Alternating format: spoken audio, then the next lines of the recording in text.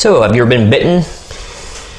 Yes. Probably people that handle snakes, the ones that really need to be bragging are the ones that never have been bitten. And I know several of those people. There's not venom production hand, but a lot of people that have handled snakes and worked in zoos their whole life have never been bitten, and that's exceptional. When I was young and working at the Serpentarium and working in my neighbor's garage, learning how to catch cobras from watching Bill Haas and free handle and grab, my first one was actually my first bad bite was a kid.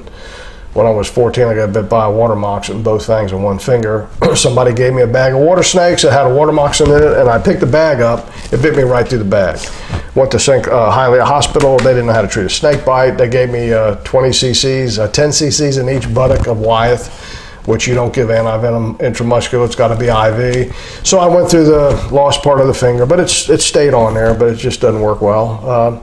And then about a year and a half later, I decided to do some work with cobras and got bitten by an Egyptian cobra and ended up in Children's Variety Hospital. Ben Shepherd treated that. And I came out of the bad part of the start and was doing okay. And to teach me a lesson, I think he came in and injected 2 milliliters of South African Samir antivenom right into my finger, which lit me up. I thought it was about as bad as a bite, and he said, that'll teach you a lesson. Of course, you don't do that today because we know that's the wrong way. And then about 3 weeks later, I got bit again by actually it was a Russian cobra, 9-9 Oxyana, and Bill had some antivenom for that worked. Frankly, I think that bite was probably not too bad. I might have been able to pull through that, but they gave me the antivenom anyway. And then so that was 3 right off the bat. Wasn't too good. And through the course of time, you know, I had 2 rattlesnake bites that were not too bad. Then started this project in 2009, and I've had 1 coral snake bite here, which we wrote out that turned out to be sublethal, and 1 speckled rattlesnake fang where the catheter buckled. I was force feeding that little guy, a little baby, and that was local. So not too bad. You know, early on bad, because there again, just, you know, anybody that throws a cobra down and just tries to grab it to extract venom is not the way to do it. People can do that here and there, but when you do that 30, 40, 50, 60, 100 times in a row, you're going to make a mistake. And there again, that's another thing. See, venom collection's repetition. People that do it like to do it for an hour or 2 and then take a break. An hour or 2 and take a break, because you'll find that the longer you stay doing it, it's harder to focus and you get complacent. And frankly, the bites that I've had here were from a bad grab, where had I done what I should have done, I would have released it. It never would have been bitten, but you try to let it slide and grab it, and you try to compensate, and all this happens in a matter of microseconds because you're taking a shortcut. That's what'll get you, the shortcuts. So yeah, I've had bites and I'm not proud of them. At least you pulled through. So yeah. Do you have any advice for even just venomous creature in particular husbandry? Is this something a person in an apartment or living in a housing residential district should even think about doing, or? Well, let me tell you, a lot of people won't agree with me, but I am a firm believer in people's rights, and to tell somebody they can't keep a venomous snake, or to tell somebody they can't do something that I don't think is breaking the law. I hate laws that create that type of environment. Do I think they need to be kept in apartments?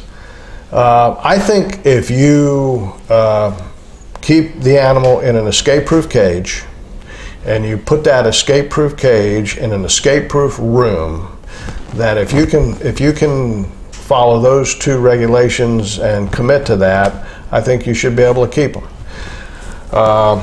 Here's something that's near and dear to my heart, and this happened in Florida, where we've had, unfortunately, just because of a few escapes, the public gets all up in arms. And on every one of the venomous escapes in Florida since day 1, nobody has been bitten by an escaped venomous snake that's exotic. So number 1, is there a problem, a danger from that happening? Nobody's ever been hurt from it. It's all up here. It's people, that's what they think. Oh, this snake's going to kill all my kids.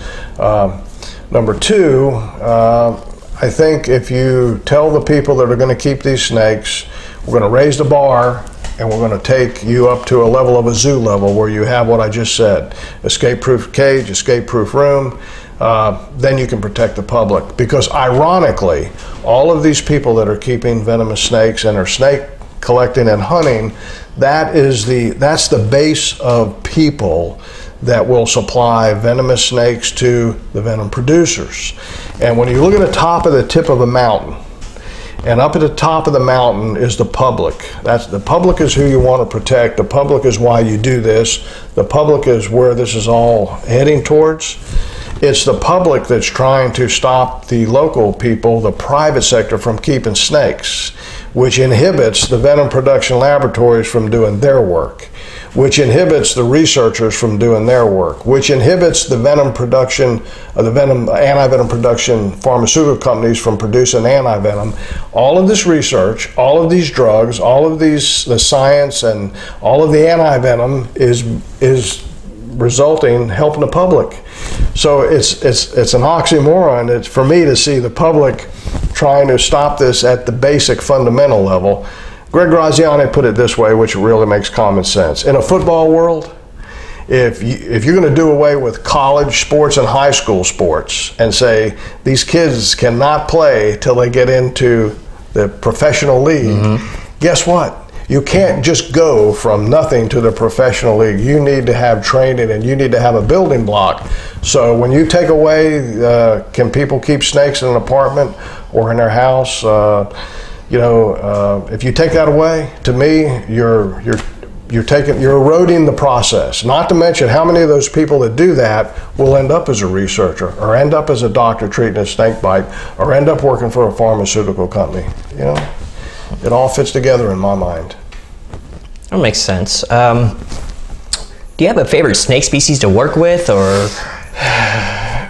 I really like cobras. I've always liked cobras. I particularly always liked king cobras when I was young and had quite a few of them. Basically because I just view them as, they think, they have logic. They're, maybe because they're bigger and you can look in their eye and they're just more perceptive. I like those snakes. They're very labor intensive, husbandry speaking. A lot of cleaning, high metabolism. They do well generally. They feed like dogs. They multiply like dogs. They're easy to keep. They're very forgiving with a lot of temperatures and substrates or whatever.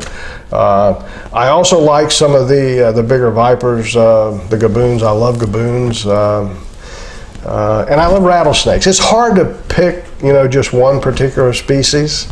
I guess if you're asking me if I could only have one snake, what would it be? And I would say that if I could only have one snake ever, it would probably be a king cobra. King cobra. And here people are expecting you to say corals. So. Yeah, well, I love the corals because they're little cobras. They are little cobras in every step of the way. And that's something a lot of people don't know, and I'll tell my family too, is there's actually a relative of the cobra right here in Florida. Yeah.